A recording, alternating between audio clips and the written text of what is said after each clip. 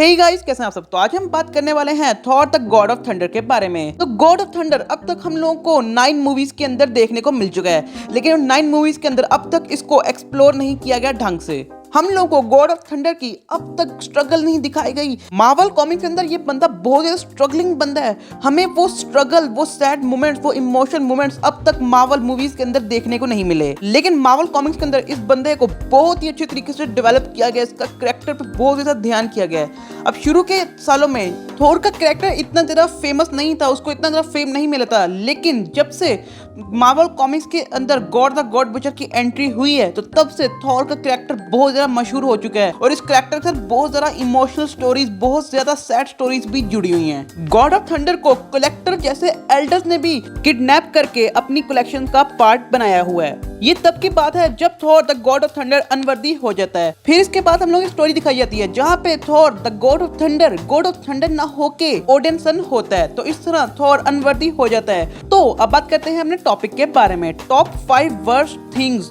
Thor has done. वैसे तो ये टॉपिक टॉप 10 पे होना चाहिए था, लेकिन अभी हम लोग अपने अर्ली स्टेजेस पे हैं, तो ये वीडियो रिव्यू होने के लिए जाएगी।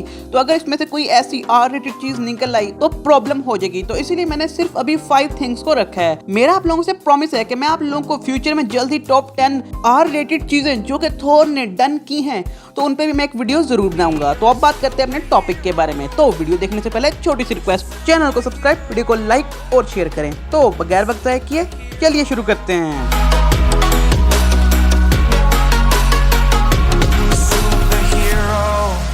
नंबर 5, ये तो हम लोग जानते हैं कि थॉर और लोकी एक दूसरे के जाने दुश्मन हैं, एक दूसरे के खून के प्यासे हैं। थॉर और लोकी को, इनके रिश्ते को Thor and Loki blood brothers भी कहा जाता है।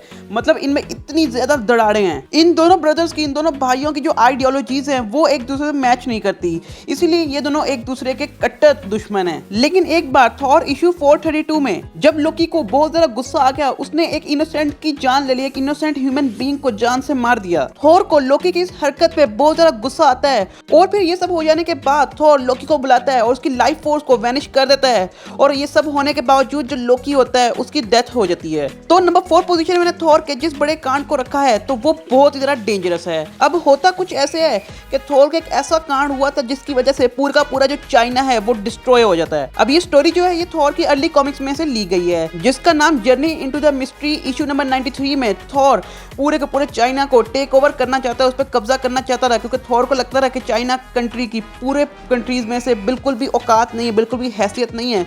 तो थॉर पूरे के पूरे चाइना को टेक ओवर करने लगता है। जब ये बात चाइना को पता लगती है तो वो बहुत नाराज और गुस्से होते हैं, तो वो एक रेडियो एक्टिव मैन को थॉर को हराने के लिए भेजते हैं, जो कि कंप्लीटली रेडियो एक्टिव मटेरियल से बना था, और चाइना ने उसे अपना सुपर हीरो बना के थॉर को डिफीट करने के लिए भेज दिया। और चाइना उस रेडियो एक्टिव मैन को थॉर को हराने के लिए न्यूयॉर्क भेज देता है। और जब थॉर को पता लगता है कि चाइना ने इस रेडियो एक्टिव मैन को मुझे मारने के लिए भेजा है न्यूयॉर्क, तो थॉर बहुत सारा गुस्सा हो जाता है और वो थंडर को समन करता है, एक तूफान के अंदर रेडियो एक्टिव मैन को डाल के चाइना के ऊपर ही फेंक देता है। मतलब ये सब कुछ थॉर ने जान के नहीं किया, बस वो फाइट करते करते गलती से रेडियो एक्टिव मैन को उसने चाइना के ऊपर ही फेंक दिया। इस तरह पूरे का पूरा जो चाइना होता है वो रेडियो एक्टिव हो जाता है और डिस्ट्रॉय हो जाता है। अब क्योंकि वो एक रेडियो एक्टिव मैन होता है और जैसे ही चाइना पे गिरता है तो वो एक एक्सप्लोजन की तरह फटता है और वहां पे मिलियंस ऑफ पीपल मर जाते हैं। तो इस तरह थॉर एंड में कहता है कि मुझे कोई इतना जरा खास फर्क नहीं पड़ता कि मेरी वजह से कितने लोग मरते हैं। नंबर 3, तो हिटलर के बारे में तो आप लोग जानते होंगे कि उसके पास किसी भी तरह की सुपर हीरो पावर नहीं थी, लेकिन उसके बावजूद उसने पूरे के पूरे वर्ल्ड को हिला के रख दिया था। और मार्वल कॉमिक्स के अंदर थॉर ने हिटलर का ही साथ दिया था। इन्वेडर्स नामी कॉमिक बुक के अंदर उसका इशू नंबर 32 के अंदर थॉर ने हिटलर का साथ दिया था।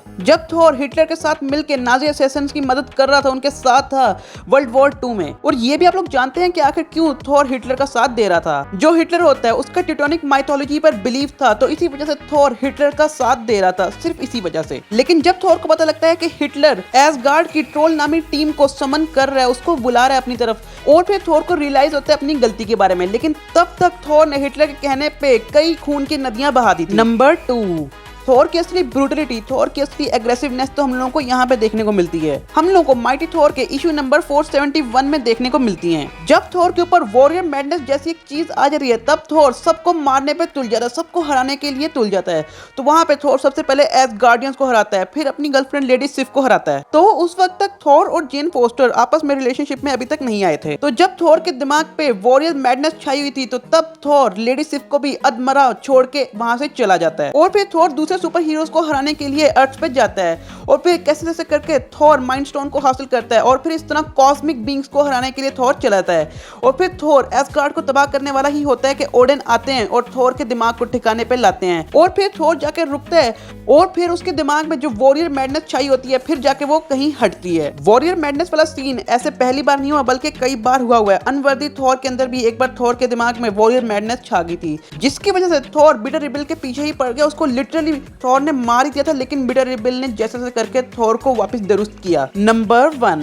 तो ये तब की बात है जब थोर और जेन फोस्टर का आपस में ब्रेकअप होता है, और फिर कुछ ही समय बाद जो जेन फोस्टर होती है उसको पता लगता है कि उसे कैंसर है। और फिर तभी जेन फोस्टर के पास म्योल्निर आता है, और जेन फोस्टर उसके लिए वर्दी होती है, और म्योल्निर को जैसे जेन फोस्टर उठाती है, उसका जो कैंसर होता है वो नेक्स्ट स्टेज पे चला जाता है। लेकिन जब तक जेन फोस्टर म्योल्निर को उठाए रखेगी, तब तक वो हर हेल्थ इश्यू से रिकवर होती रहेगी। तो इस तरह जो जेन फोस्टर होती है वो माइटी थोर बनती है और एक हीरो बनती है। लेकिन जब थोर को पता लगता है कि जेन फोस्टर वर्दी है म्योल्निर को उठाने के लिए, तो तब थोर का हरामीपना बाहर आता है, और थोर इतना ज़्यादा जेलस हो जाता है जेन फोस्टर से कि वो जेन फोस्टर को सारी की सारी सच्चाई बता देता है। और वो जेन फोस्टर को कहता है, जब जेन फोस्टर अपने कैंसर से जूझ रही होती है, तो उस वक्त थोर जेन फोस्टर को अनवर्दी करने के लिए थोर जेन फोस्टर कहता है, जब हम दोनों आपस में रिलेशनशिप में थे तो मेरा किसी और से भी अफेयर था, और एक से नहीं बल्कि काफ़ी सारी लड़कियों से।